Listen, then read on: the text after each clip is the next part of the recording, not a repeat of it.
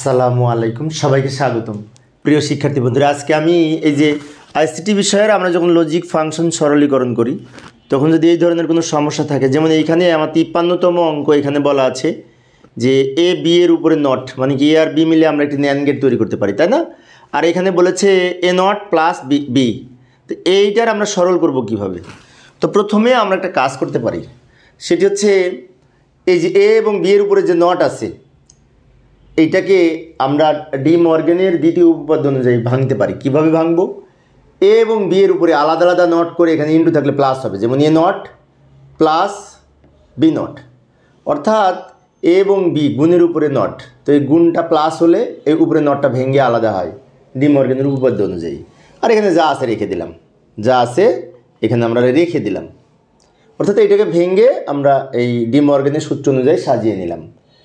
এবার এইটাকে এইটা দ্বারা গুণ করব, এই ব্র্যাকেট তুলে দেওয়ার জন্য দুইটা গুণ করব। গুণ করার জন্য এ নট আর এ নট গুণ করলে হবে A naught into A naught, plus A নটকে বি দ্বারা গুণ করলে হবে A not B, plus B নটকে এ দ্বারা গুণ করলে এ নট দ্বারা গুণ করলে হবে A naught into B naught, plus B into B.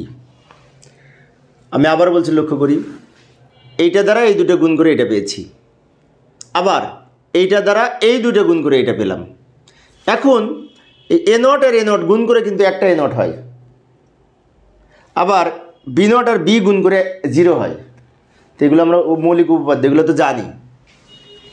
তাহলে এই দুটো গুণ করে একটা হবে, প্লাস এ নট বি রেখে দিলাম, plus A not B knot রেখে দিলাম, প্লাস এইটা গুণ করে 0 হবে।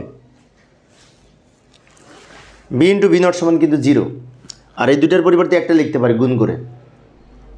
আচ্ছা, এখন শূন্যের তো মূল্য নাই, তো এই অংশটা থেকে আমরা লক্ষ্য করলে দেখতে পাই এখানে A naught A naught A naught, এই তিনটা অংশ থেকে এ নট কমন নিতে পারি, তাই না? আচ্ছা, তো তাহলে আমরা যদি এ নট কমন নিই তাহলে কি থাকবে? এখানে 1 থাকবে। এ নট যদি কমন নিই তাহলে এখানে 1 হবে, প্লাস এখানে এ নট চলে আসলে বি থাকবে, প্লাস এখানে বি নট থাকবে।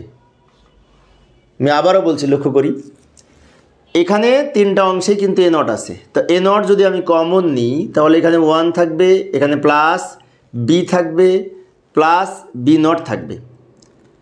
এখন আর একটা বিষয় আছে, 1-এর সাথে যাই যোগ করি ফলাফল কিন্তু 1 হয়। বুলিয়ান অ্যালজেব্রার মৌলিক উপপাদ্যে 1 প্লাস সামথিং, 1 প্লাস এ সমান 1, 1 প্লাস বি সমান 1, আবার 1 প্লাস বি নট সমান 1। অন্যভাবে বলতে পারি এই বি প্লাস বি নট সমান 1, 1-এর সাথে 1 যোগ করলে আবার 1, যাই হোক এটার মান 1 হবে।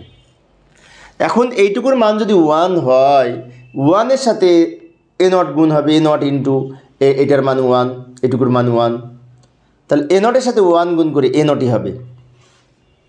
অর্থাৎ ফাইনালি আমাদের উত্তর হচ্ছে, এটার সমাধান হচ্ছে এ নট। এত বড় একটা অঙ্কের সমাধান এ নট। তো এইভাবে আমরা লজিক ফাংশন সরলীকরণ করতে পারি।